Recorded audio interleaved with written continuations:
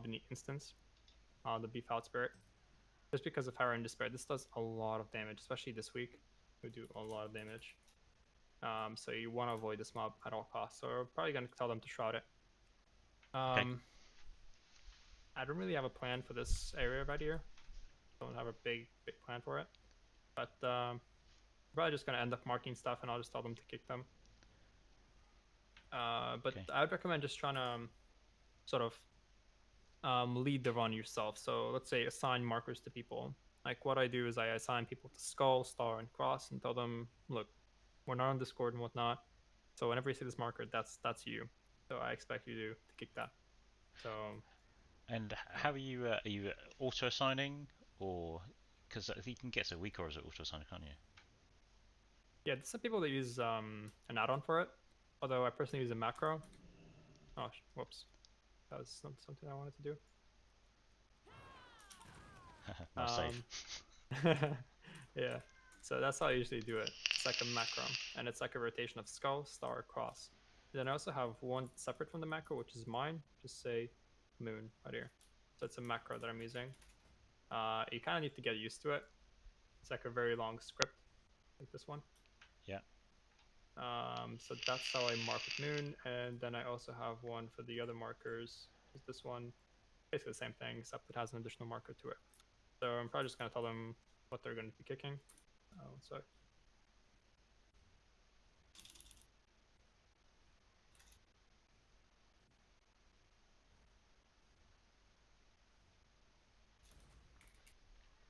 I take it you don't pug very much. I don't know. I do not bug that often. I usually do my weekly runs and all that. That's about it on alts. Yeah. But I don't really pug that often. Usually in these keys, don't really struggle that much. I'd say with kicks, um, unless it's like really high tank damage, then you kind of struggle a little bit yourself. But I haven't really struggled much with kicks. Even if people miss stuff, it's still fine as long as you pull efficiently. You'll be good. Do you get recognised much when you're if you do things like this? I do. Yeah, I do. People, people sometimes. There's this one guy. I was doing my weekly last week on my monk, and there's this one guy. I was like pulling a lot of mobs in Waycrest, and I was going about the pool. It's like, can I have your bath water? Wow. Yeah, that was a bit of an awkward one, but yeah. Sometimes people recognize me.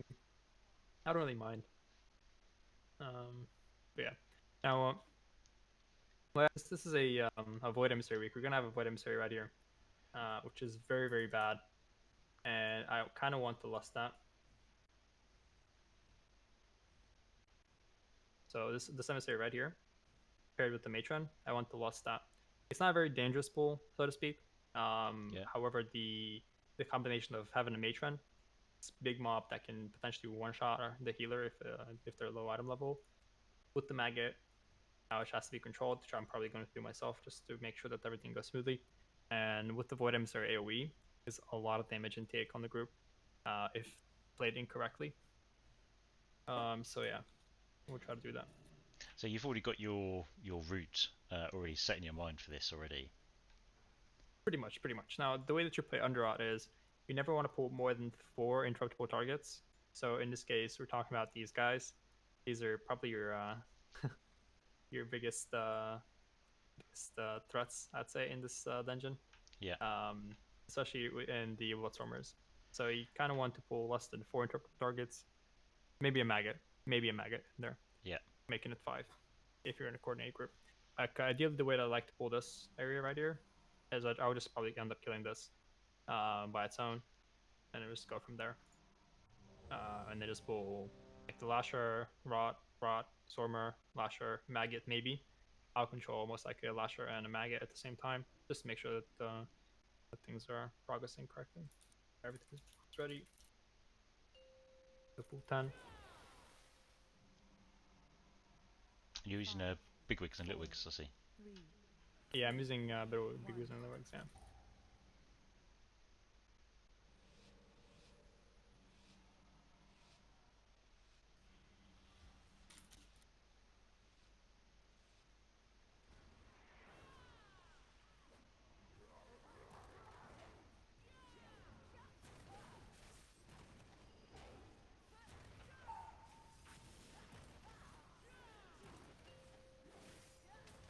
So yeah, essentially on this mob, like it's currently enraged, right? So it does a lot of damage.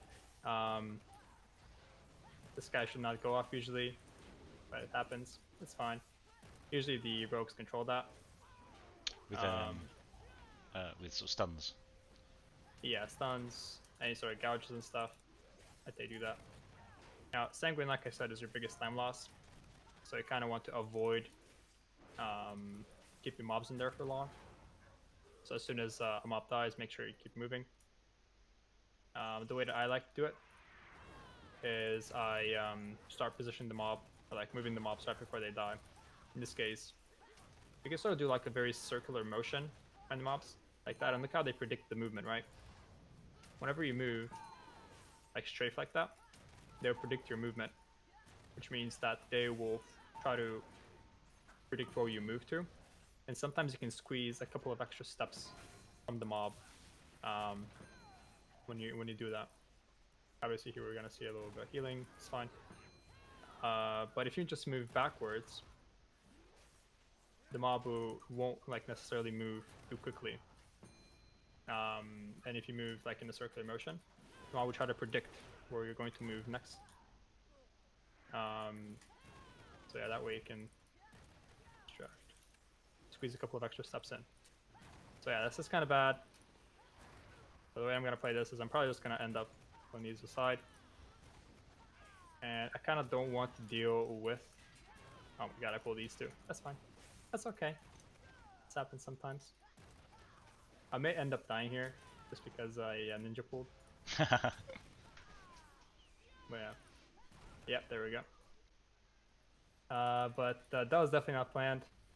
It's okay. Yeah, but this has happened. It happened. It happened. You just have to own it. You have to own it. And yeah, I'm just gonna end up buying this. It's okay. Just wipe it. So this emissary right here is kind of annoying, just because you have to ticks. So if people ninja pull these, you have to work with those. Now, with the line of sight on that, because it's down the down on the ramp, being up the top doesn't it doesn't get the tick, or I'm not entirely sure. Let's see. Let's find out.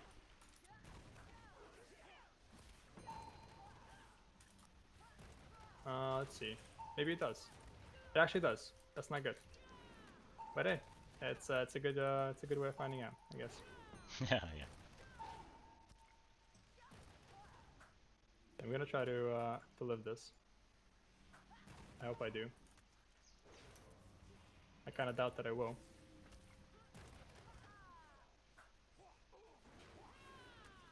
But yeah, this back right here is kind of annoying with bugs, just because you got the void emissary in the back, and you have to distract this back right here.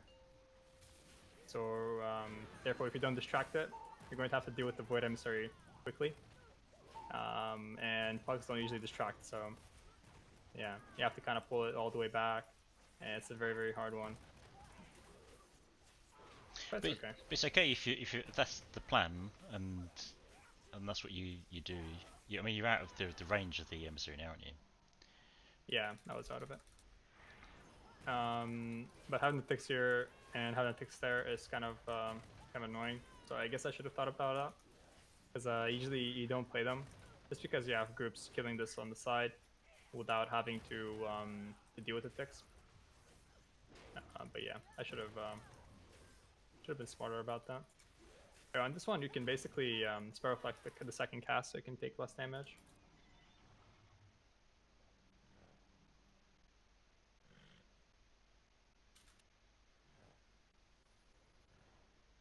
There we go. Now this boss doesn't hurt that much anymore. I always open up with reflect on this guy, and I'm gonna try to control the kicks somehow myself.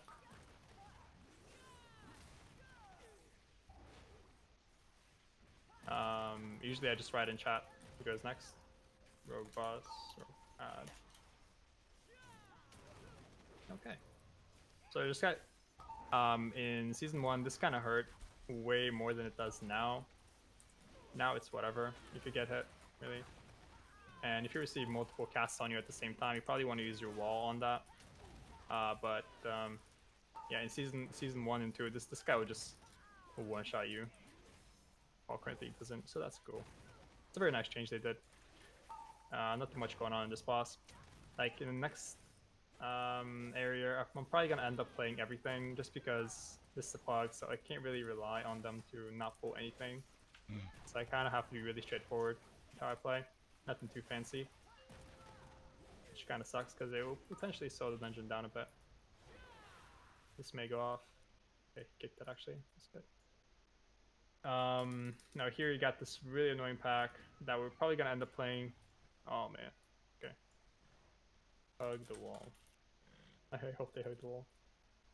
And then just take out the void. Yeah. Like right here.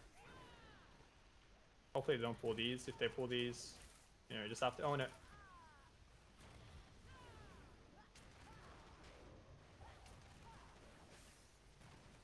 Now, this cast, the second cast, is gonna hurt, so it's probably gonna go off. Maybe. Okay, it didn't, but I still cut it anyway. So here you don't have much space to work with the first couple of packs, I'd say. So you kind of have to be a little more efficient with how you position these. And these rods, these guys can take a while to move as well, so if you don't kick them, which is happening right now. I kind of want to pre-move them a little, like that.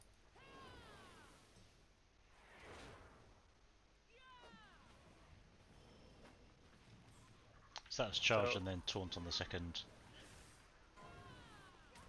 Yeah, so what I'm going to do now is I'm going to control both this guy and this guy. Hopefully they die before the next cast. Or the one after. So I'm going to try to get both here. Usually what you want to do is your lasher, this mob, cast the little stun. You kind of want to stun him right before the second cast. That way your kick comes off cooldown. And you're able to kick it again. Otherwise, you're probably not going to have enough time to respond to it. Same applies to the third kick, which is what happened there. Usually I don't control the maggots, but since this is a pug run, I have to control them. Yeah, sure. But, yeah. So this one's probably going to go off, which is fine. I'm just going to end up getting through it. It's going to go off. No way around it. Just have to out-heal it. Now you can basically intervene people that have this little debuff thingy, and you can also stun these emissaries like that, very last second, and they'll disappear instantly. Therefore, you get some more time to, to be able to CC mobs. And you stunned using a pump, sorry. Stormbolt. Stormbolt, yeah. Yeah. You can also shockwave them, albeit it's a shorter stun. So I kind of have to be more careful with that one. But yeah, you can essentially stun them very last second, and that way they will disappear instantly, instead of you having to wait for them to disappear. Now, currently I have not used my wall at all. No. Just because I don't really find a need for it. I don't feel like I'm taking too much damage right now. No, I mean, I'll just be looking at the details, and yeah, your healing is just like insane. Yeah, it's mostly because of my trinkets, I think. It's mostly passive healing.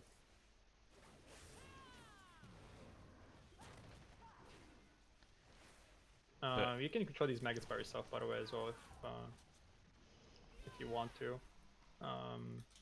Usually I don't do it, like I said, but sometimes I have to.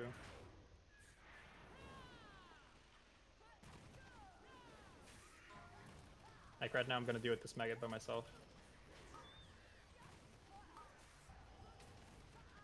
Oh, it's a meta stun. So like I said, you can intervene these people that get the debuff thingy from the Stormer, just so you can reduce their damage intake. Yeah. Just when the spider's focusing on someone. Yeah, they focus them, so you kind of have to be.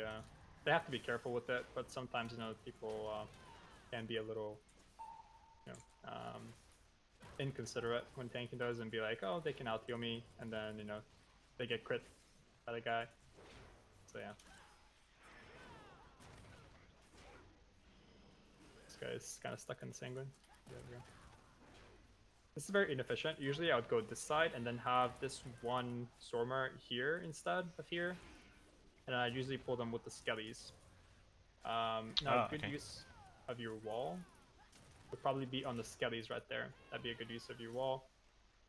So that's when I would use it. On the debuff, most likely. This guy has a bit of a frontal cone. The This thing. sick thing. Yeah. So it can usually outrun it if you run instantly. And if you don't run instantly, you get hit. So most of the times I just opt to leap out of it instead. Just because you can live it, most likely you can live through it if you pop your Spell Reflect and Shield Wall, but it's not worth the cooldowns. You're better off using cooldowns on the intermission phase when he's like running around the room and whatnot.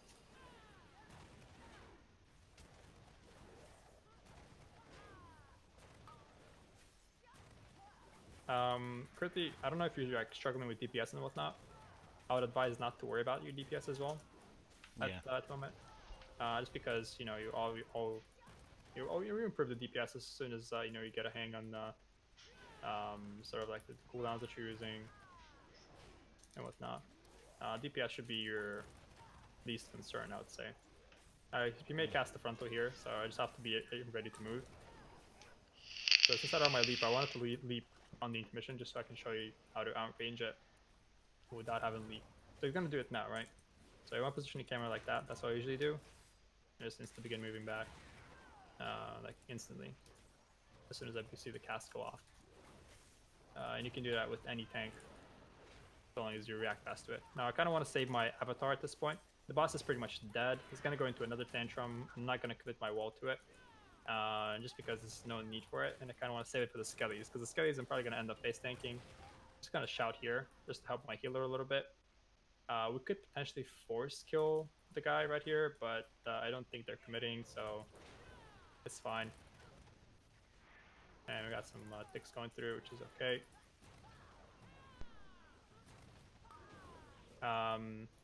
So yeah, I kind of want to commit my wall here because we've got a Void Emissary. So this is going to hurt a little bit. So I need to kill this guy. Now this guy is going to begin casting this thing, right? So I'm going to control it myself. Just because I don't want this debuff to go off. Okay, there it is again. Now I'm going to Shockwave it next, most likely. Off this Earthquake. There we go. Now it's going to go through. So what you do is you press your Spell Reflect. It gets consumed instantly. And the debuff goes onto this mob. Okay? So whenever it has this, this hurts a lot. It applies a debuff on you. So it hurts a lot. So you instantly Spell Reflect it back onto it. Yeah, that way you kind of avoid the debuff the first one. But then you instantly have to run back. So as soon as you Spell Reflect it, just run back and, try to not get a reapplication of it. It's a bit of a ballsy pull for a pug. I'm going to do it because I'm pretty confident that we can easily rip through this. Yeah. I don't see a reason why not to. I'm stunning it. Fine. Now it's going to go off. There it is. Pop my Spell Reflect, and I just run the fuck away. This is Earth Elemental. So hey, that's good. I know this guy. I know this Earth Elemental. So it's a big friend of mine. So is the thingy again. I got the debuff this time though, so I'm kind of running away. Just because this is not good. Don't want to tank that. Naturally, a druid can soothe that mob, so you can sort of avoid this debuff from sticking on the mob. But look how the mobs are kind of staying in one place, right? And that sort of happens when you don't pre-move. Keep it rooted. Cross. So, me skull.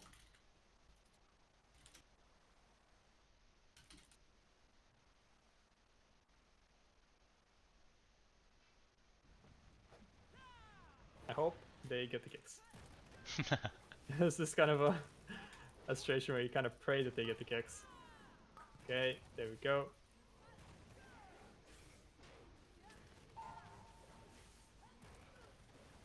Now, if you want your runs to go as smoothly as possible, you kind of have to control them in a way. So you have to call stuff. Go You ready? So I have to be ready to control stuff in the situation. This mob I'm gonna end up pulling on top of the boss, just because might as well. What I did there is I leapt, so I can get my taunt back up. You can use it if you're losing aggro and stuff. You can just basically leap, reset your taunt, and go back in. So, when you're tanking this boss, you're basically stacking on top of the mushrooms for the shockwave? Yeah, so basically your shockwave has to go on the mushrooms like that. That's how I want to play it. Now see, we've got many mushrooms, so I'm going to begin soaking them one by one, so that we can clear some off them. So we got 2 more sets of debuffs. Now we're going to have lots of shrooms. So I'm probably just going to end up tanking all of these. And I pray to live, basically. Yeah, so that was very unfortunate, but I had to do it.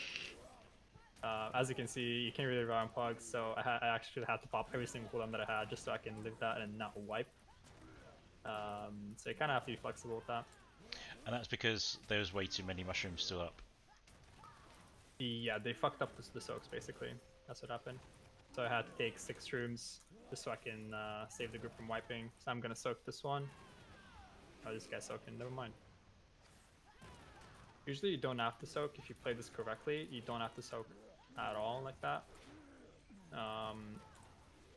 Because we have 1 more shockwave now. And last season there was like this spot where if you position the boss on that spot, you sort of bug the boss and he doesn't spawn shrooms. And I used to do that sometimes. And this guy, what you can do by the way, to mitigate damage, keep in mind that he auto attacks as he channels the AoE he does every now and then. So you can basically move out of melee range just because he's going to keep on attacking you. Shroud here.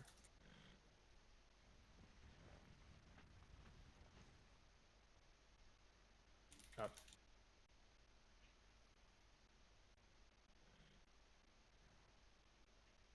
Oh, there we go. That took a bit of time, but it's fine.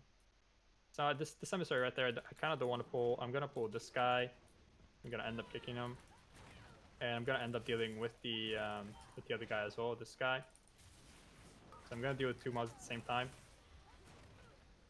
just because I don't want to die. And you can't rely on a on everyone else to kick. So I'm trying to run away from the debuff here, just because I really don't like that debuff. It hurts a lot. So whenever you get the debuff, if you're not controlling the guide like I do, you can sort of shockwave the mobs as the debuff goes off, and that way you can sort of gain distance between you and the mobs. Let's get this mob, might as well. This guy, you might have to end up killing. Usually you don't have to, even if you don't have Shroud. Because he's gonna pat all the way back there. And I'm gonna tell him to follow me.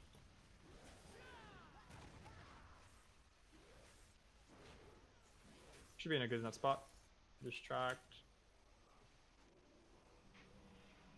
Cross. I hope he does. Okay, he did. So you can basically hold the wall here. You can skip like these yeah. webs. This the macaroni boys. Okay. No, we're definitely good on count. Like these guys, they give 12 count. We only need 8. It's fine. We didn't need to kill that emissary at the end there because it gives 4 count, I think. Yeah. So we were good in count as it is, but I didn't want to ninja pull it. So yeah, I kind of want to be safe in those runs. This guy's gonna. Okay, anyway, he's fine. Now these mobs, it's kind of hard to guide you through a lower key just because I don't really have to use my cooldowns that much. It doesn't really hurt as much as a big key would. But on these guys, kind of want to drag them away from these tentacles when you're in the ground. I want to move them away from it. And yeah, that's about it. You kind of don't want to stack them up when they die, sanguine, whatnot. and they have very long casts, so I kind of want to keep them either at a similar HP, or just separate them on their casts before they die for Sanguine. This guy right here, you kind of want to drag him away from the gray zones before he dies, before he does the AoE, and just basically play around the gray zones and whatnot. Gonna get Lust back up just now as well. Okay, they lusted. I was just about to, I pressed jumps actually, right? Oh no, wait. The Shaman pressed jumps. Wait a second. I think the Shaman pressed his Lust when he didn't have Lust, because we came into this without Lust. It's like he pressed Lust a little too early and he went on cooldown, so he pressed jumps after that.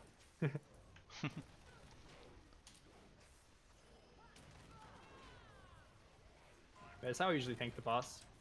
Whenever you see the gray stuff, just move him out of it. Yeah. And just turn him back around and make him face the gray stuff again. Now, on this guy, you can get lots of self-sustain with Victory Rush, just because you can sort of clap the spores. And sort of bury the hatchet, that trait that you have comes really comes in handy. Because you constantly heal yourself with Victory Rush. Like, I've had times where I've told Furo not heal me at all on this one. Okay. Just because it doesn't really matter, because I'm going to heal myself back up anyway. So he can just focus on DPSing or just healing the rest of the group and whatnot. And I can just heal myself back up. I think I'm going to use my wall just because there's lots of things going on. And I got 4 stacks of the debuff. And yeah. Usually I like to use my wall in situations where a pool's lasting for a very long time and I don't have anything else left. That's when I use my wall. Yeah. Mitigate the rest of the damage. But see, you've not used it yet, have you? No, I haven't. Actually used it once, I think. If I'm not mistaken. It's because the pools last for a very short amount of time, so it doesn't really come in play. But yeah, the shrink is garbage.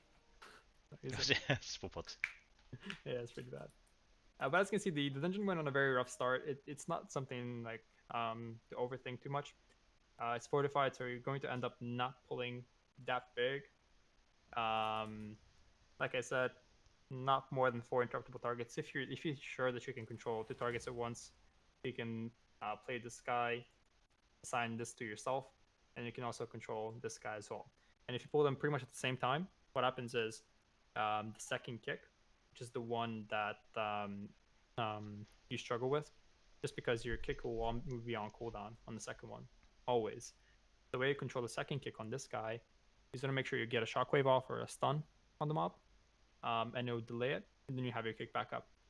And then if you pull them at the same time, this guy with the kick, and then the maggot, they'll align their second cast together. So it can basically shockwave, and you basically stop both the maggot cast and make it so you have your kick back up for this. Again, usually I don't control the maggots, so I don't have to do it. But if you have to do it in your own runs, then by all means you can do that. Pull them at the same time and control 2 targets at once if you're certain you can do it. But that's about it. I think I should have, like here, this was not supposed to happen. This was a major fail. The way that this should have been played, we lost this. We play this, and what happens is this patrol ends up being at the bottom of this little bridge. So what we do usually is we play this emissary at the very far side as we hug the wall, basically, because what happened is the DH was just a little closer to the text than he should have been. Yeah. And he ended up pulling them, which is why the whole situation started in the first place.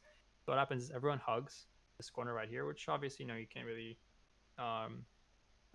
just control in a pug scenario without comms.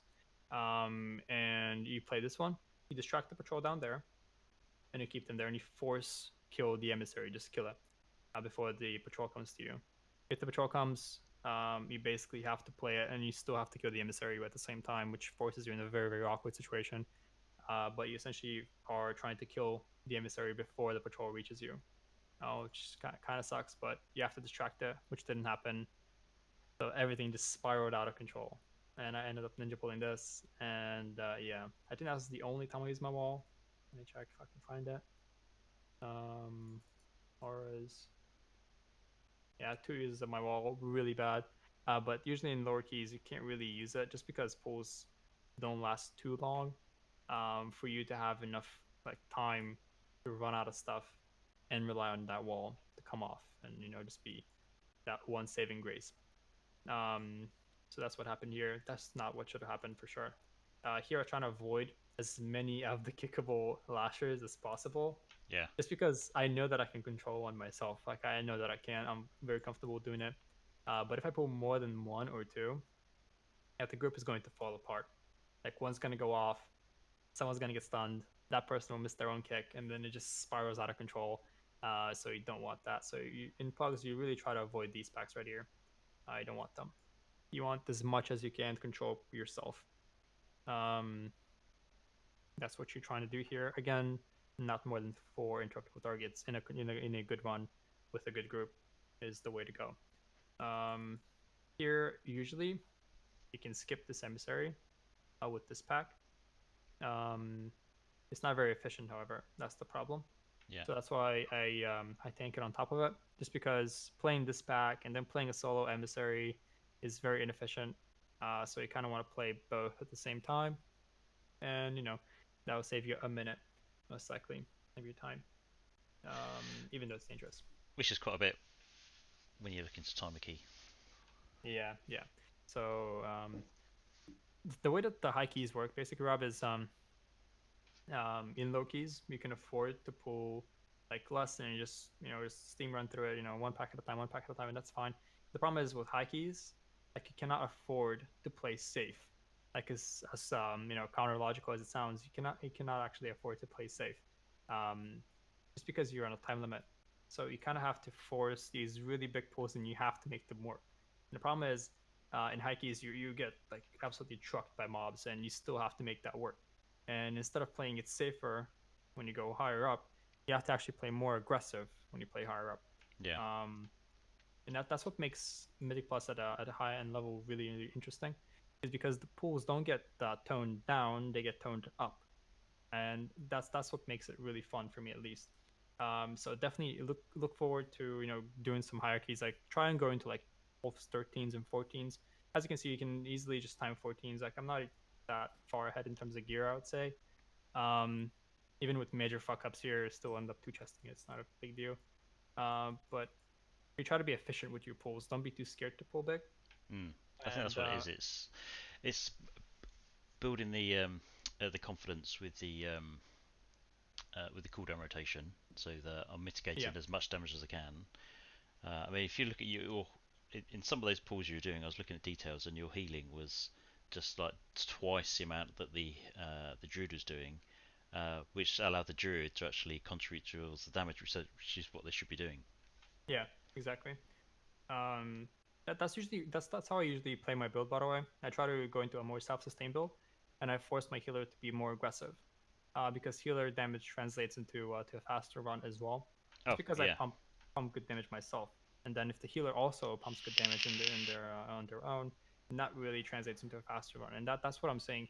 Like you can't really afford to play defensively, um, in terms of pulls and stuff. You need to be more aggressive. So I'm forcing my healer to be aggressive, is what I'm trying to do. yes, yeah, And absolutely. But by not, well, I guess what you're able to do is you're forcing them to be aggressive because actually you're not dependent on them for your survivability. yeah, exactly, exactly. And when you get Um, yourself in that position, then you're almost asking them the question of why aren't you being more aggressive? Yeah, exactly, you don't need to heal me, so yeah. So long as the group doesn't take that much damage, then the healer has free reign on what they want to do, essentially. And that's why you see like many of these druids just playing with Crucible of Flame. This guy was not playing with it, from what yeah, I can see. But many of these druids just play with Crucible of Flame in their major slot, just because they want to be really aggressive with the other damage taken, the damage done. yeah, And that's the type of healers that really like. And those healers are like Zalia for Method U. yeah. Like that guy is really good. And I'd say JV is also really good, a very very aggressive healer. And the other one, I'm a really really big fan of Furo. Man, Furo is by far one of my favorite healers in the game. I wish I could play with the guy. Like he's so good. And I It just is, yeah. love playing with him. So I'm looking forward to him coming back from Brazil and just playing some more keys with them. So one thing that I would advise, Rob, is try and find yourself a healer, and try and build that synergy with them, Yeah. because that would really really help you out in the long run. And just basically climb with that healer, just build that the sort of relationship between you and the healer, and try to create that really nice and comfort zone with them. And you notice how whenever you play with a different healer than that person, then it will be kind of off, and you definitely tell a difference. So try and find yourself a good healer and just build on that. Try to control the runs as well. Just tell them, this is you, this is your kick. I kicked this, you kicked that. Yeah. That guy did. Um, just because it's kind of hard to know what you're doing. So you just need to give your group a little bit of a heads up, and control the run a little bit. Um, no. But yeah, that's about it. I wish I could show you some of my own VODs with my wall usages and whatnot. But it's mostly notable in that shrine pool, I think, that I really really like. Look on these guys. I don't know where the VOD went, but yeah. Also, Mudload is also a very very nice one for your wall. Like what we did in MDI is this pool right here, The and pools in MDI were just insane. yeah. And you do that on an 18 key on a raging environment, which is absolutely wild. Just because I'm pulling like the first pull that we did, this one. This one is 5 peacekeepers. Okay, so I'm talking 5 of these big ones. Yeah, I know that it's Um, just insane when you see the pool come yeah, off. yeah. And when you actually execute that pull, and when you don't die on that pull, you actually get this like really nice feeling that you're in control and that you know what you're doing, and that's what I love about tanking personally. Um, because you're tanking these 5 peacekeepers, and they're all like discharge claw. It does so much damage, man. It's insane on a fortified setting. Yeah, And like all this happens in like a matter of like 20 seconds. Everything's stacked up and it's on you, and you have to like make these split second decisions. And every single second matters. That's why your wall. That's where it comes in handy. Like you want to know when to use it. Again, it comes to experience, because I know exactly how these guys are going to rotate their stuff, so I know when to use it. yeah, But what makes a good tank? I would say, like if you look into MetaDU, for example, they're a very consistent team, because now he's a very, very, very solid tank. Like the guy who rarely dies. What happens in other teams, like say us and any other team really out there, the tank dies, right? That's where everything goes to shit. yeah, It's because the tank dies. A solid tank is a tank that doesn't die. If you can live, then you're good to go. If you can DPS and live, then you're you're golden. So try to live and do big pulls, be efficient, and you'll see yourself just climbing the royal ladders for sure. one thing that I was just amazed at is how often you got your clap off as well. Mm, it's mostly based on the haste, I think. Yeah, it was Um, just almost continual clap, clap, clap, and that generates so much damage as well. yeah. Um, 363 casts. I had this one dungeon where I did like the most claps that I've done was 600 and something claps in a dungeon, which is insane. Yeah, Um, but mostly I'm not that focused right now, just because I have to. I know I'm talking to you at the same time as I'm talking to my group as well, and I'm controlling stuff, so I'm not that focused as I should be. Um, but usually, if I can be like completely focused and just doing my own thing, I can easily just do way more than that even. But it's mostly based on your haste values. That's why I really really like the haste build that I'm running with right now, yeah, because like I said, it smoothens out your rotation a lot. It gives you this really nice influx of haste of rage, which translates into more defensives and shield block and ignore pain. Makes you very solid as well, which then goes into the healing meters as well, which is really good. I was yeah, gonna see edicts did a lot though. yeah. Oh, actually good. But, How often was your shield block up in there? let's see. 50% from what I can see. That's what you're usually aiming for. Now, the most ignore pain that I've had was 70%. That's something you can Yeah, easily achieve with Lucid Dreams. But usually shield block would be about 50%, 50-60% is good. And ignore pain again, 50-60-70% even is great. But don't stress out on the amounts, on the uptime of it. Like what I recommend is have it when you need it. Don't stress out on how much you see in the actual like uptime meters and whatnot. Just make sure you have it when you need it. Yeah, All right. I guess you just using that as a benchmark is so that when I run a few keys next, I can then look to see how much my uptime is. Mm-hmm. It Yeah, can, in yeah. comparison. Because if I'm at 30%, then 30 to 50% Oh, yeah. is a big difference. There And is, yeah. and clap is delivering a considerable amount of rage, which allows you to use it. And I'm probably just not clapping anywhere near enough. Yeah. So that's why I also struggled with, by the way, Rob. I wasn't really paying attention to my clap, so I was missing GCDs. I Yeah, try to weave your clap in. Like clap is not necessarily your like main rotation. Obviously it is, but there's also other things that go around it. So you kind of want to weave it in. You don't want to just focus like tunnel on your clap. You want to weave that in there, and you want to prioritize, shoot slamming as well in there. You want to revenge as well. Like revenge casts are also really important. As you can see, there's a considerable amount as well. Devastate is by far like your least important ability. Your priority list basically goes into clap. Um, and now it depends. AoE, single target. Like you have AoE, revenge, is better than Shield Slam, and single yeah, target Shield Slam is better than Revenge, and Devastate is worse than Revenge and Shield Slam. So Devastate is basically your I don't have clap, I don't have any procs, I don't have anything, so I might as well just fill in the gaps with the Devastate, because Devastate does even less than Revenge on single target. As you can see, does 5.1 single target and Revenge 7.1. So there's 2k difference. So yeah. Revenge is even better in single target. I guess the difference though is that revenge is consuming rage, isn't it? It is, yeah, it is. So you have to be a little bit, mindful of how you use it, just because you can easily rage starve yourself. Yeah, Um, so you have to be a little mindful how you use it. Usually in big pools, with your opener, which would be basically Avatar Charge into Clap Demo Shot, that generates that alone. Like if you do the math, like you've got 15 rage here, you got 20 rage here, so that's initially 35 rage right off the bat. Into a clap, that's 40 rage. And you've got demo shout, another 40 rage. So the very 2 seconds where you pull, like the initial 2 seconds, you have 80 rage to spend, like right off the bat, no matter what you do. Considering yeah, the fact that you also take auto attacks and whatnot, and you also auto attack, you probably have about 90% rage, like the very instant that you pull. So 90%, 90 rage, use one on your buck, so 30%, 30 rage. So you're left with 60. Maybe squeeze an ignore pain in there, so that's 70. And you have about 20, so you may be able to squeeze a revenge in there as well. yeah, Yeah, that's your initial rotation. Like charge avatar clap, that's the initial one, and right off that you want a demo shot, like right off that, straight up, like charge avatar clap once, demo shot clap twice. That's it. That's your initial combo, and you go from there basically.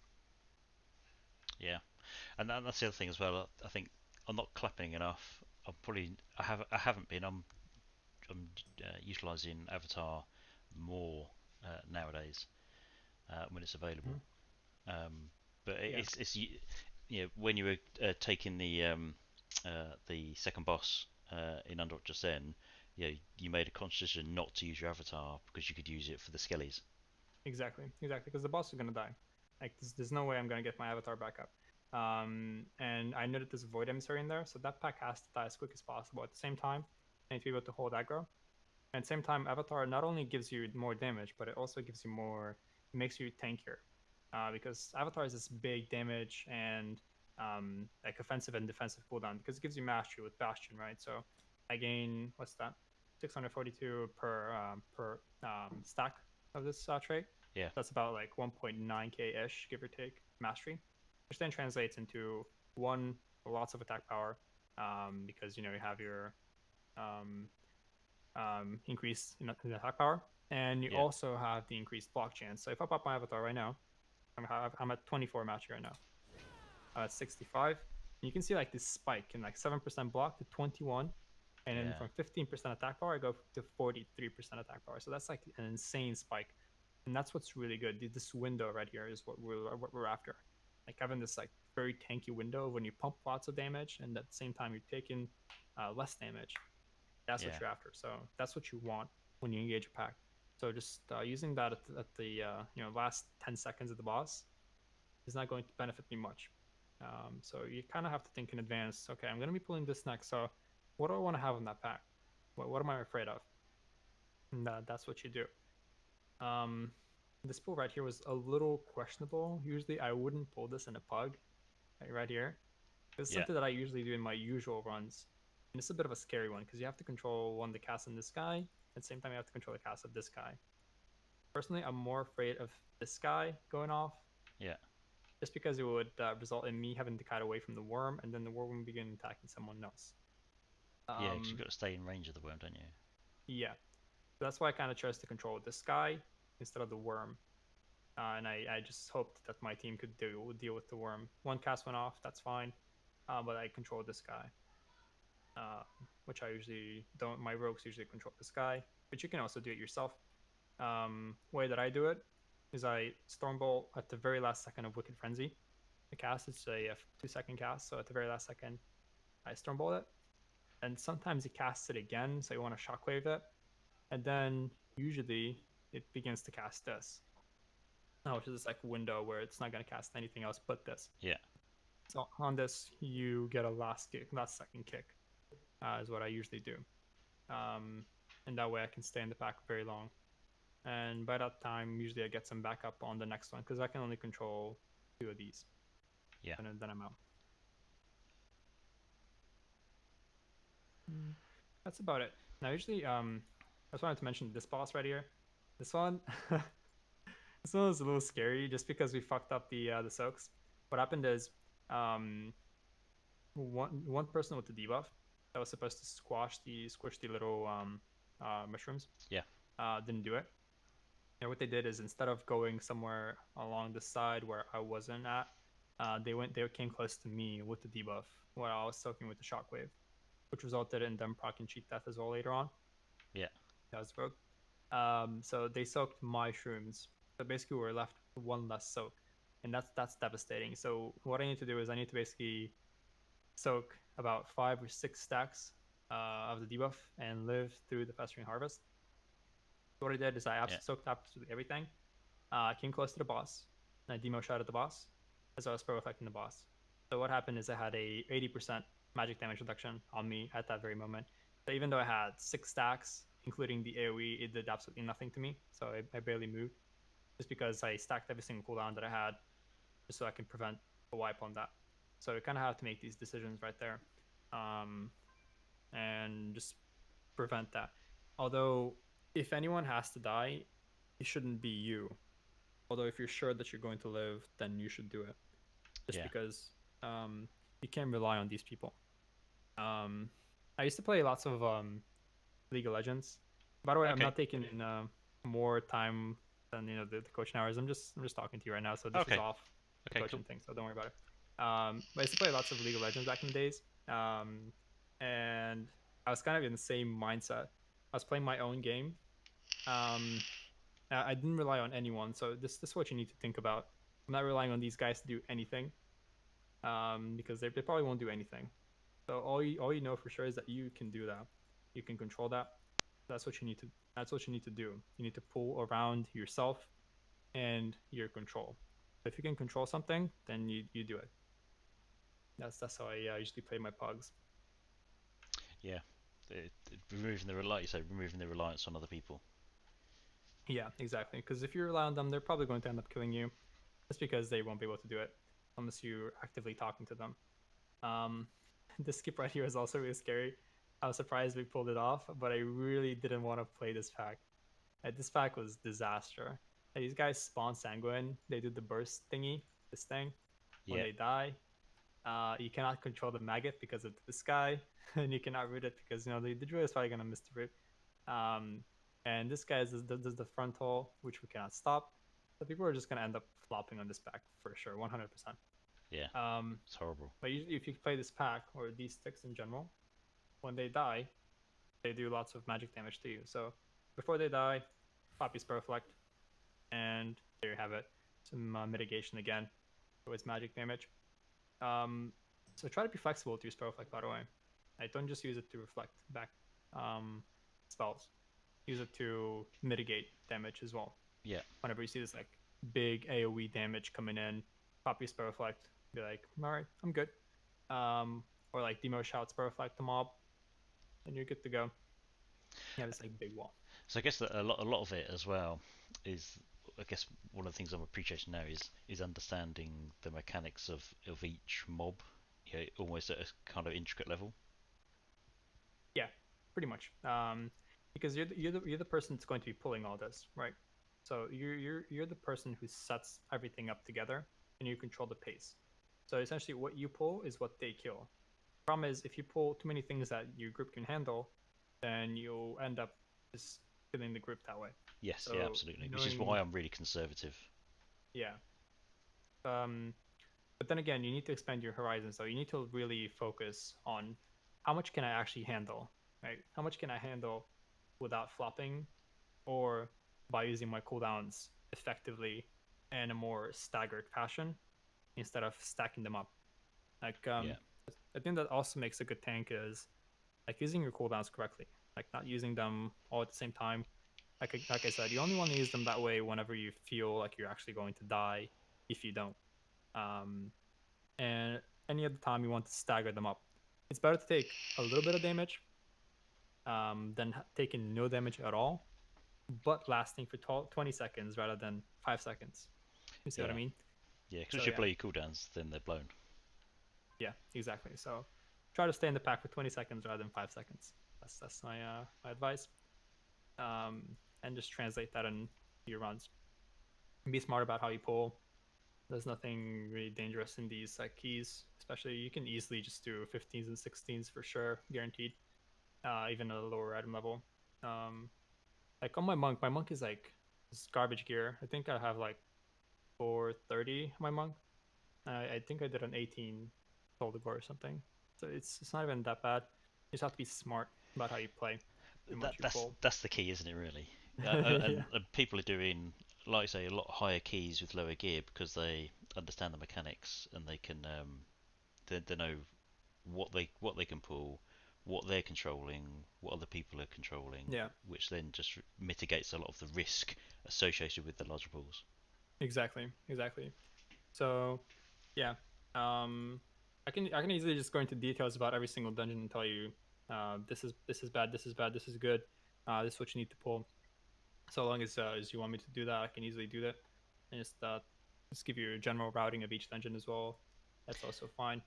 Obviously, it's a lot to take in as well. So as long Yeah, as you want me to, I can go into it. I mean, I think the thing is, I don't use MDT anywhere near as much as I should do to plan my routes. I think if I was to be really transparent, what I do is I'll log on, I'll make sure I've got all my pots and my flasks and food, etc.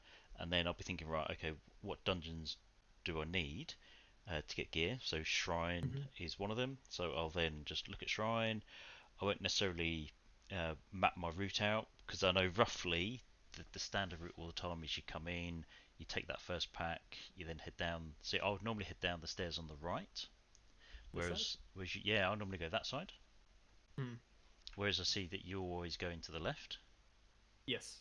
Um, Reason for that is because this side kind of forces you to play two attendants, and the other play is to play four attendants. Usually, four attendants in a pug is basically going to mean you're probably going to end up dying. Whilst if you play this side, you have two attendants and two spiritualists, which is very very efficient because you can sort of have two kicks on these guys and have two kicks on these guys. Um, what I do here in most of my runs is I control one of these, just like I did with Underrot. I just pick a mob. I'm like, all right, it's my mob. So I have my Spell Reflect for one blast. I have my kick for the other blast. I have my Stormbolt, third blast, Shockwave, fourth blast, and then again Spell Reflect, kick, and the whole rotation continues. Now there's a little trick with these mobs, and if you in any given point in time, disrupt this cast. Instead of kicking it, you disrupt it. And what I mean is you stun it, you fear it, you know, AoE stun it, whatever, what have you. Instead of kicking it, it'll recast it all the time. So it will not stop recasting it until it actually does it once, and then it will go back to water blasting. So if you continuously disrupt this cast instead of kicking it, Yeah. it'll always cast it. So you can buy yourself some time to get your kick back up for this. Okay. You know, generally this side is better in my opinion, just because it sets you up for a better pull. You can basically do these two, 4. Then you can do these two with these two, 4. Whilst if you play this side, you have to do these two, and you probably have to do these two with this guy, which is very inefficient. And you have to do these guys just because you're afraid I of anyone. see. I normally leave those guys. So I would have Oh. in the runs I've done. I've come down the right hand side. I've taken the two mobs on the stairs normally individually, which is really inefficient. I've then Mm-hmm. uh, taunted or grabbed those two guys, up Mm-hmm. onto the stairs to take them, then gone down to take the two down here, then taunted up the two below with that guy back up stairs Mm-hmm. to deal with him. Whereas obviously we don't want to take him Yeah. at all. But again, that's counting the pulls. That's out onto the top of the stairs. That's one pull to take those mobs. Two, three pulls, and then putting those two guys at the bottom of the stairs up. That's fourth pull, um, and then those two at the top of the second stairs where the emissary is. That's a fifth pull. So that's five pulls before we even got down. Yeah. What I would do is what I would do. Um, no, this obviously we got an emissary right here, which is kind of bad. Just one sec. Okay. So this one right here is really bad. So it kind of forces you to play this one alone instead of playing these guys with it. It kind of sucks. But what I do is I just play this whole thing together. Just go into it, play it together. Yeah, the good news about all this is that this guy is going to end up casting this thing, right? The protective aura, Yeah, which means that he's the only one who's going to take damage. And the good thing is that he's an elite mob, so these guys are going to end up getting cleaved, even though they have 417k. yeah, This guy has 2.5 million. yeah. So you're only doing full damage to this guy instead of these guys, and you're just going to end up fully focusing on this mob. And Sanguine, that way, will be fine, just because we won't end up killing this guy or any of the smallies on top of him, so he gets killed to full because of the protective aura. And you cannot kick it. Even in a pug run, you cannot kick it just because you have the emissary tides. It's fine. This is something you can easily do. Um, then I'm probably going to end up. So run that past me again. That protective aura.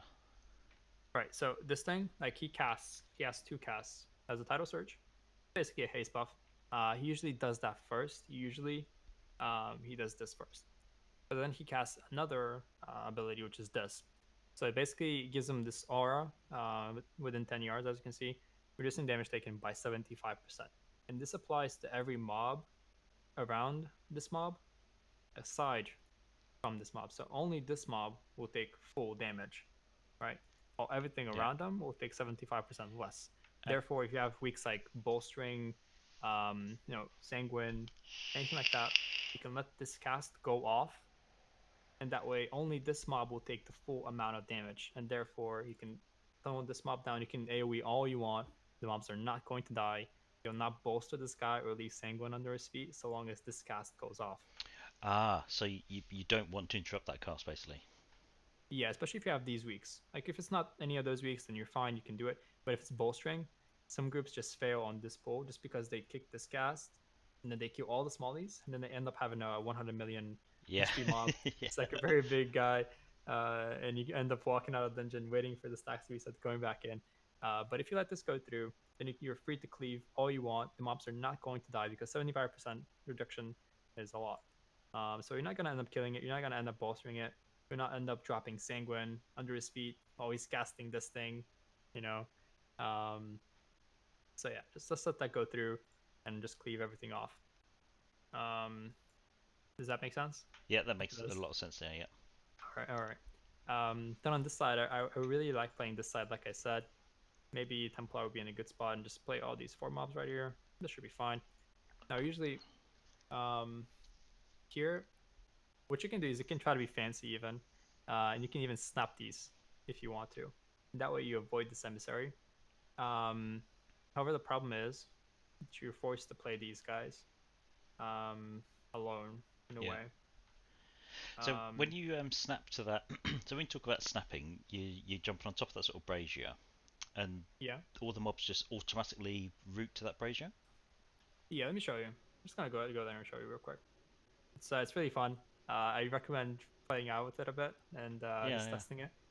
Now there's a couple mobs that are a little trickier to snap, which is something that I coordinate usually. Me and my demon, Chaya, basically, Yes, yeah, yeah. in our runs. Um, I'll show you the exact group of mobs that are a little bit trickier to snap. Because I did notice that literally all of a sudden all the unit frames were just there.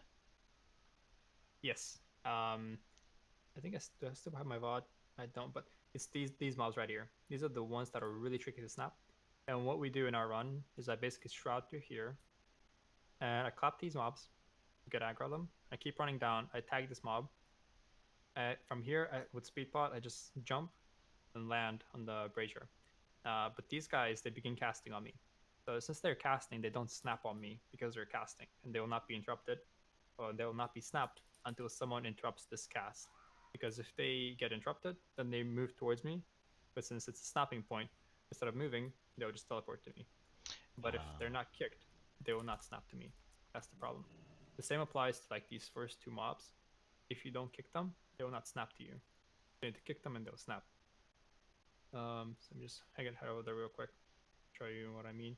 yeah, yeah. Um, Are there many of these sort of snapping points within the dungeons, or is it just this particular one?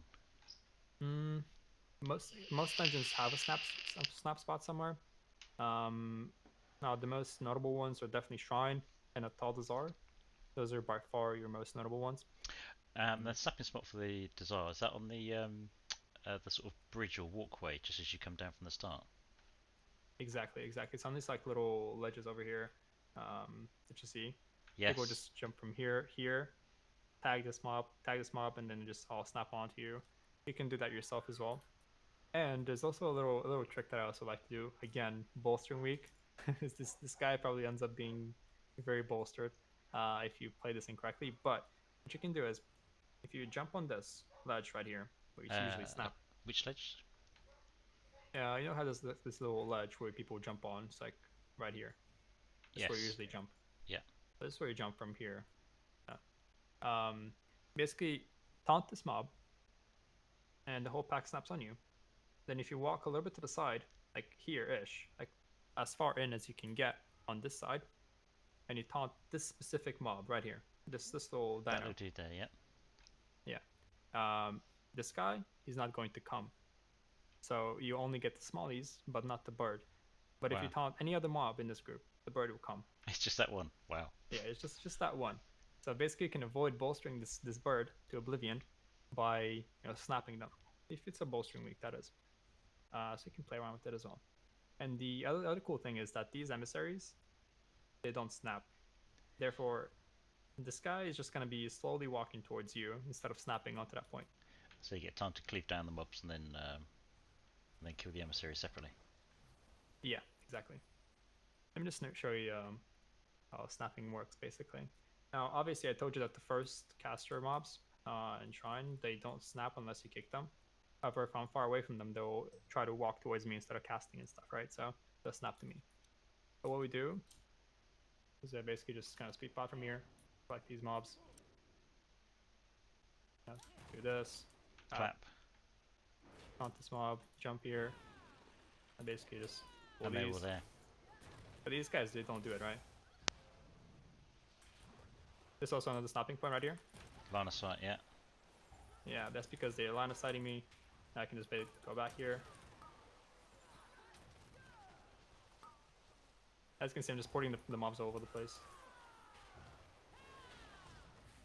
But it's Same keeping goes for them this guy, by the way. nice together. That dude's horrible, isn't he? Yeah. So you can basically, play around with it a little bit. If you want to try it, you can do it. But these guys need to snap these two. Someone needs to kick them, otherwise they will not snap. So if I don't Yeah. kick these guys, they don't snap. That's why I leap in, I land on the thing, then I have two people kick these, and everything just snaps into one place. And it's that Um, efficiency of having everything grouped together to just cleave down a lot quicker. yes, that's really good, especially for the rogues. Like for rogues, that's massive efficiency. Just because the blade filler is not that big of a range that you might think. I think it's about like 5 to 8 yards, give or take.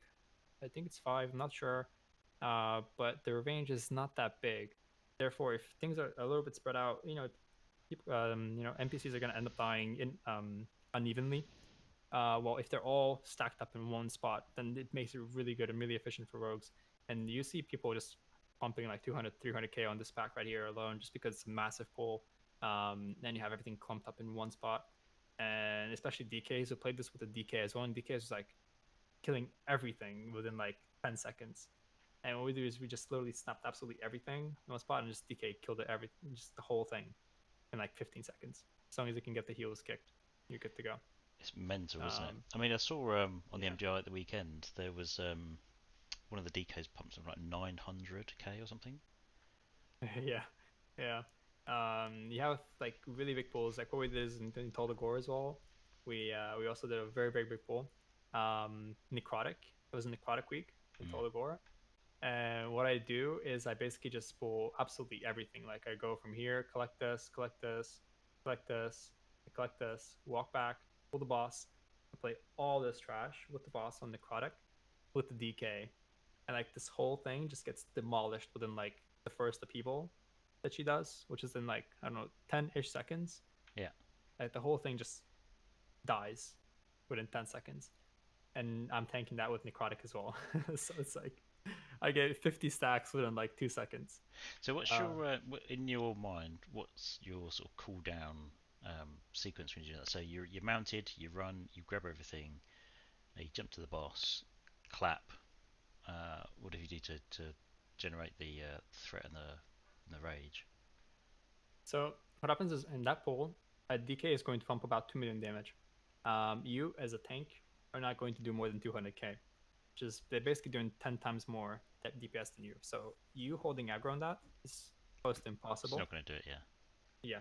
So what happens is the DK gets aggro 100%. But the way you set it up is you basically just jump over this speed pot, and you see this emissary right here. And this is Yeah, bad. If this comes, this is bad. So you can actually, like I said, you can implement the trick that I told you about, and you can taunt like the farthest away crab. You can taunt it, and you just instantly pull back. Like you're not going to line like this, but you're going to line it like you taunt this mob, and basically just walk back like that. So the crabs don't run through the emissary, they because then if they come pull, away. Yeah, yeah, yeah, they come away from the emissary. So every crab needs to be lined in a way where they're not going to run through it and chain it. Because if it comes, then it's really bad because you cannot AoE stun. So what I do is I just speed pot, taunt the crab, line it in a way where I don't pull them. Just basically pull back, throw at this guy, clap here, move here, taunt these guys, pull the boss, just stack absolutely everything up in like this location right here. And what goes on in my mind at that specific moment is, all right, I need to get my block off. First off, yeah, you need to yeah. get a block off. Avatar needs to be rolling for sure, but at that point. Um, so I definitely have enough rage to sustain that. So I shoot block, clap once, demo shout. That's your core rotation. That's how you want to open up. I don't blow my wall at that point, just because I know that I'm not gonna take like that much damage. Like my shoe block is enough to sustain that with Iron Bark. Like I have enough to live through it. The Yeah. problem comes later on though, because these guys I'm pulling 4 crocs, um, and that's instantly like 20% less HP. And then everything is piling on me. I have necrotic, so my healer is already struggling. So as soon as I get like higher stacks, I pop my wall later on and sustain through that as much as I can, just so I can live through that pool. Um, so making sure I got demo shout and then walling about like 5 to 6 seconds into it is how you play that. And I've had times where I didn't even have to wall, um, just because this is all physical damage. Like there's no magical damage here, so Yeah. having shield block and last stand up is enough to sustain that. But wall is like this sort of, like I said, airbag that you want to have to prevent damage taken. Because if you take damage with 50 stacks of necrotic, you'll not be able to heal at No, all. no. So you want to use it to prevent damage from coming in, so that you don't have to be top basically. That's how you want to think about it. Yeah. Wow, 50 necrotic stacks. Yeah, that's like zero heals whatsoever. So I basically have to live through like these 20 mobs with the boss, with the little parasites that she spawns, Yeah. necrotic sacks, everything together. You need to live through it, and you need to hold aggro. Like the most important thing in that pool is for you to be able to hold aggro. Just because DK is going to over aggro you, no matter what you do, you'll lose aggro. Yeah. Um, yeah. But it's mainly boss aggro is what you want to keep. What's that? It's mainly the boss aggro that you're focusing to keep in this pool. Yeah. So what I do is I just usually pull the boss with taunt, then I throw at it as well, and I just wait for everything to clump up. And I just Yeah. tell my group, listen, don't do anything until everything's stacked up, because if they get aggro, they'll basically The mobs will may just end up spread dying. out all over the place. Yeah. So everything has to be neatly stacked. And what I do is the way that DK damages everything is through D&D, death and decay. Yeah. So essentially, what happens is when I see DK dropping D&D, I tell my druid vortex, and I begin kiting backwards. Then I call for a ring off me, Yeah. and they stay clumped up in the D&D with the vortex as well. At the same time, I'm trying to reset my necrotic stacks as well.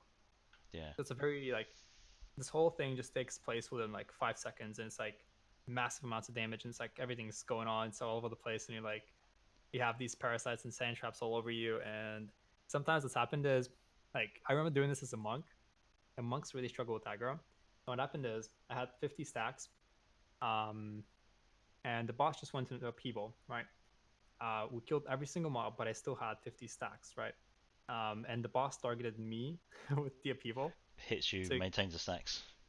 yeah, so what happened is I couldn't be topped, right? So I was about to die. I was at 10% HP, even less, I think. And the necrotic stacks were taking on me. The boss is targeting me with the people, so she's about to like come up and kill me. So as a monk, you can transcendence and you can avoid it, but I didn't have it placed yet. So I just rolled off the side, placed my transcendence, rolled off again, Zem med to live through the stacks. Boss is just about to come up. I transcendence port back, and I actually lived through the whole thing. And I dropped my necrotic stacks, which was like this was like the best play. I wish I had that recorded. I could show you, man, but it's like Yeah. it's so beautifully executed. Like I was so proud of myself. But yeah, it's definitely a really nice pool. I really like it. Like I think that these pools are pools that you need to learn how to do. Oh, crikey, And yeah. And practice and yeah, practice and practice, yeah. yeah, and you have this like very nice feeling of satisfaction when you do it. Yeah. But last week Yeah. before Sanguine hit, I was starting to really get I was building confidence, and I was getting into this sort of self-aware state that after every dungeon, I'd whisper the healer just to ask them, how was it in terms of healing, because I was just so vulnerable before. And then I was getting, yeah, Mhm. it was easy, no sweat. I then got I think a few compliments because it was Necrotic Week about, oh, good kiting. You dropped you managed necrotic really well, and I was getting to a point where I was for me I was pushing sort of 11s, 12s, and pushing them sort of confidently, knowing that actually I can manage a necrotic. I know how to manage the emissaries now, and not to be sort of fearful of them. So I was going into an enchanted. I was just throwing my axe just to knock them back a few times, pulling the mob, clapping, and then the DPS was then managing the emissary after that. Yeah. And I got to this state of actually I could see myself pushing higher keys now with a good group. And then it switched to Sanguine, which comes in at like 4 or something. And then the quaking hits, and quaking's not too bad if the group is sort of conscious of it and they mind out. But if people are quaking on top of you, if melee are quaking on top of you, it just becomes an absolute nightmare. And I almost feel like I've kind of gone 3 steps back after going sort of 3 to 4 steps forward. Mm. I think that's like I also struggle with the same thing, by the way. Like I have the same problem. Like when weeks switch, you have to change the pace a bit. Yeah. And if you're not playing the game like constantly and all the time and are fully aware of how each and every single one affix or like affixes work, then you're going to struggle a little bit when the week switches. So don't be alarmed if you're struggling a little bit at the start of each week, just because you're still trying to get a grasp on the affix and like learning your limits. I think is um, what you're learning to do, and where the struggle comes from is knowing how to play the week out. Currently, the biggest problem would be Sanguine. Yeah. Um, like I said, like the best way to tank Sanguine is to not move like that, just to spread it out, but is to move like sort of sideways, right, and rotate the mobs in a circular way. Because what Yeah. happens is, like I said, mobs predict your movement. Therefore, if you move like this, they'll only move like that, and they'll move faster than you, mind you. So what happens Yeah. is you move like that, They kite you into move the two sanguine. steps. Yeah. So they move 2 steps towards you, or no, you make 2 steps back, they'll make four, right? Just because they move faster, which means that they'll be closer to you, which means that if you make another 2 steps, they'll still be stuck in the same exact position. And then make 4 steps again, and they'll be closer to you than intended. Therefore, they'll be stuck in this one spot for longer, which means that if you kite in a circle, they predict your movement, and you can sort of, I want to say, force them to make extra steps than what they should be because they're predicting your movement, right? So they're sort of like, instead of walking like that and stopping and just being stuck in one spot, they sort of like go like that and just keep on following you and predicting where you'd go. So they bump themselves up in a way. You see what I mean? Yeah. They No. kind of bump Yeah. it. It makes a lot of sense. And it's tips like this, Rads, that make a big difference when managing sanguine. Yeah. So I'm just gonna show you what I exactly mean with these guys. I see how everything's clumped up, right? Yep. Let's move back. I gotta move, right? Side move. And begin moving like that sideways. You can like see how they move, right? Especially these mobs that come in. Like you saw how they moved across instead of moving towards me, they moved across. Move really Yeah. quick with They're how they predicted, they're right? almost Look at strafing, that, look aren't at that. they? Yeah. So if I move like this, they get stuck. See how they get stuck a little bit? Yeah. Move across really fast. Right, keep backpedaling. Yeah, they get stuck like that. This is really annoying right there.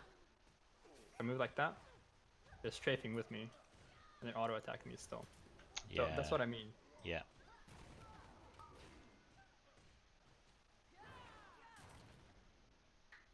So yeah, Sanguine is your biggest time loss.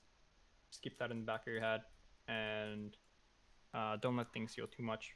Make sure you're constantly moving. That's the biggest time loss. Constant move, and you'll be fine. Just don't stop moving, so that mobs don't get stuck in one spot, especially if it's Yes. a caster mob. Yeah. Because they have to. Well, I guess with the casters, because uh, they're not subject to kind of melee.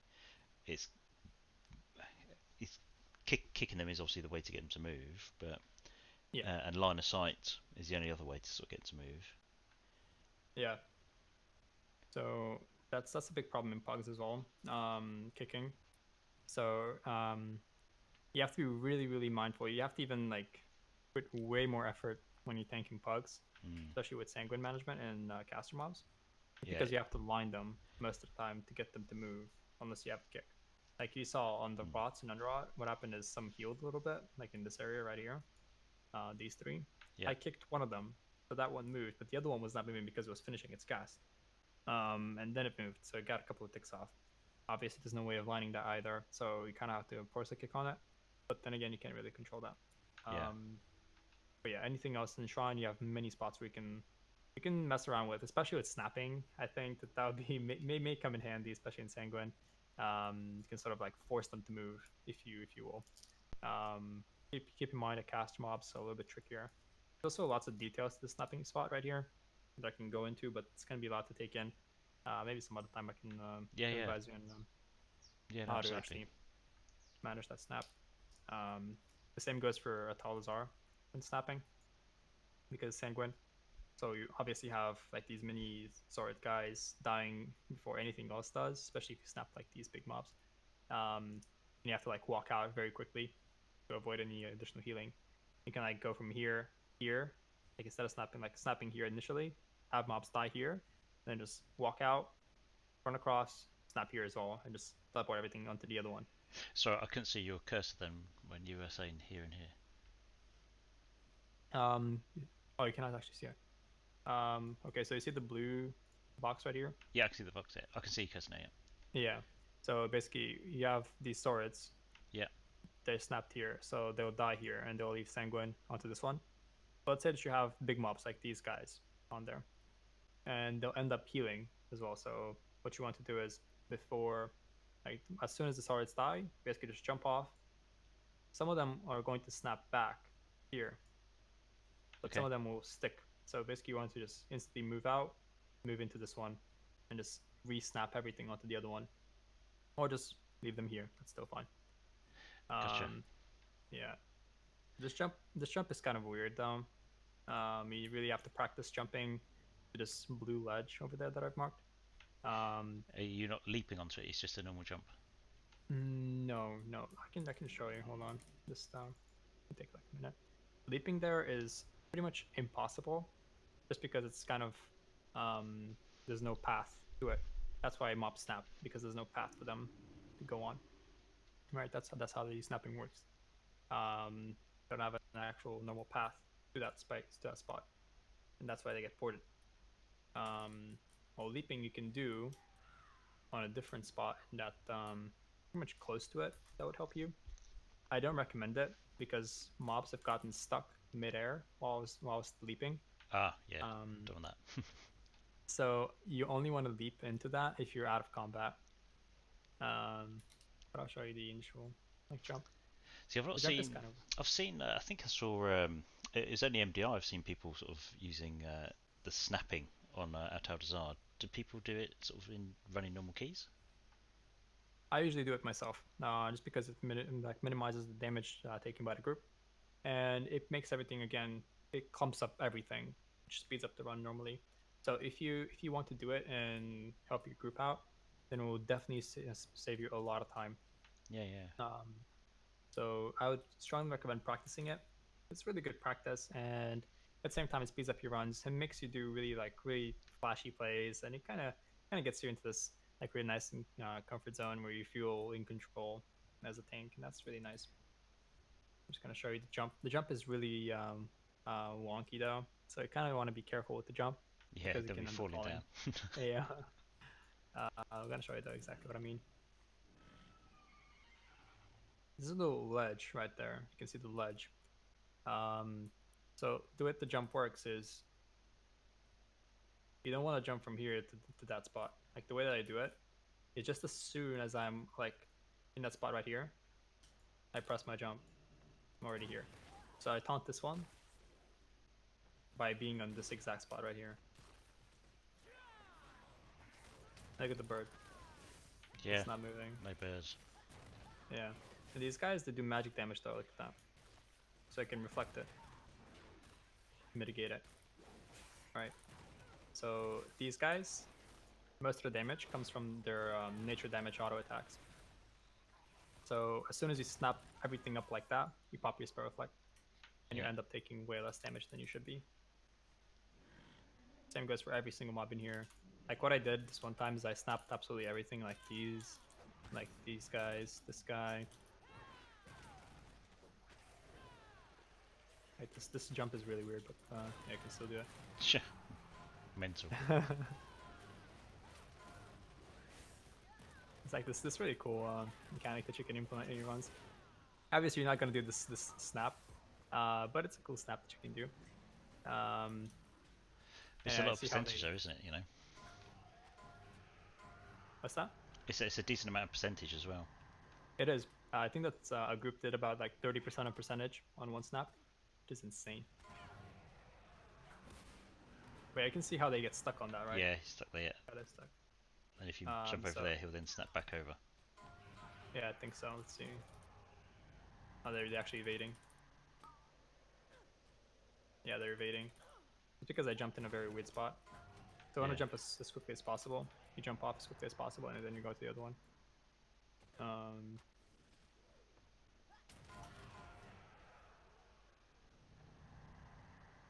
there we go. It's a weird mechanic. This shouldn't be in the game, but it is in the game. So Yeah. Well, yeah, use it. there you have it. But see, you cannot jump into the spot though. Like I'm pressing my leap right now, but it doesn't work. So I can only jump on this thing right here. This is the Ah, closest you can get. and then you can just jump down onto it. Yeah, it's the closest you can get. Um, One thing I advise you on though, um, try to like if you make the jump from here to here like that, um, don't try to jump on the side. Try to get on top of this thing first, dismount, then get on, or like get on top of this little line, then jump off Yeah. something. But jumping from here to here is really really tough, and you can end up falling easily. Um, so yeah, if you fall off, by the way, you can go without pulling these. If you just do this, you're gonna have to pull Okay. these. But that's how the snap works like that. And you come here to taunt this one mob. This is the exact spot. Yeah. Otherwise, you're too far. From here, you can just throw and go into it. See, I noticed that you're running Blood Elf. Let him what? Blood Elf Yeah. race. See, when I first rolled, I rolled Blood Elf because of the racial's pretty good. Um, Mm-hmm. but I got a lot of toxicity in pugs. Oh, it's another Blood Elf warrior, another Blood Elf warrior. It's like, oh, okay. And then I noticed it work. Yeah, I think if you're high mountain Tauren, the racials are really good. But I didn't know sort of what your sort of thoughts were on that. So essentially, Torrens are fine for tanking. Obviously, they're just the classic tank race. However, the problem with them is that their hitbox that they're actually really big. Their models are huge. Yeah, they are. Yeah, And that's a big problem in Toldagor. Especially if you're on the last boss in Toldagor and you're tanking that, and you know yeah, how he does the cross ignition, yeah. and you kind of find it hard to find yourself a good spot. While Blood Elves have a really nice and slim model and makes it really smooth for you to move.